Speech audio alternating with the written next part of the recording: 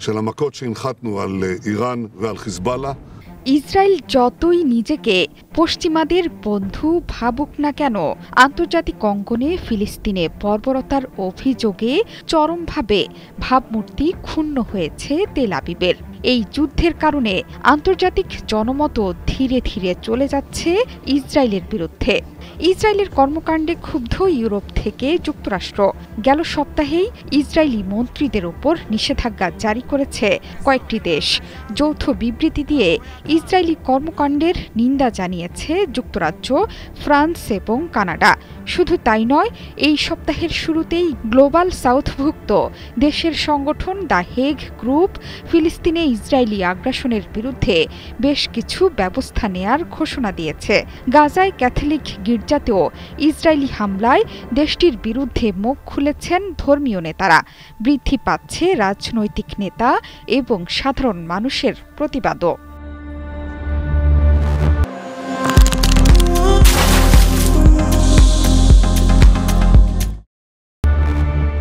আন্তর্জাতিক জোট the Hague group. এই জোট আন্তর্জাতিক আইন রক্ষা এবং ফিলিস্তিনিদের পাশে থাকার লক্ষ্যে সমন্বিত কূটনৈতিক ও আইনি পদক্ষেপ নিতে অঙ্গীকারবদ্ধ।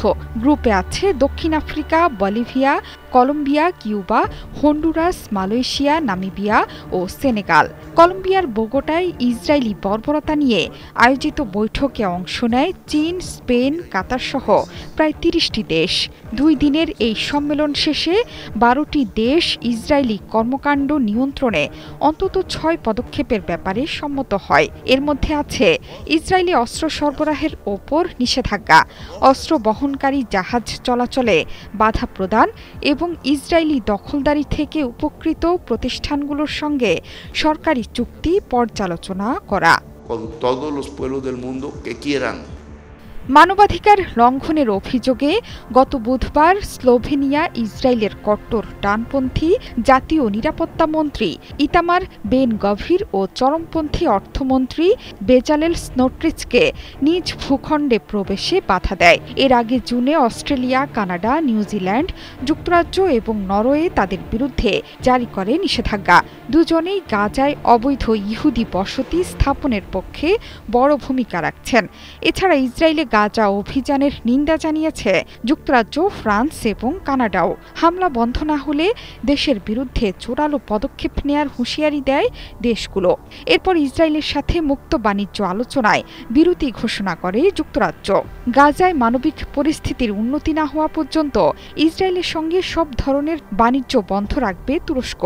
এমনকি গাজার গির্জায় হামলা চালানোয় ইসরায়েলের উপর নিন্দা জানিয়েছে মিত্রদেশ যুক্তরাষ্ট্র।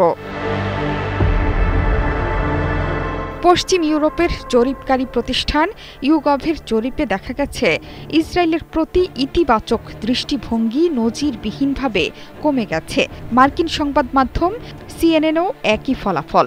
23% মানুষ মনে করছেন গাজায় ইসরায়েলের পদক্ষেপ ন্যায্য, অথচ 2023 সালে এটি ছিল 50%।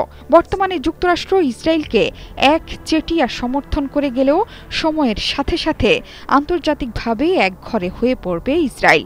আর তখন অর্থনৈতিক ও কূটনৈতিক বিচ্ছিন্নতা মোকাবিলা করা দেশটির জন্য আরও কঠিন হয়ে উঠতে পারে বলে মনে করছেন বিশ্লেষকরা।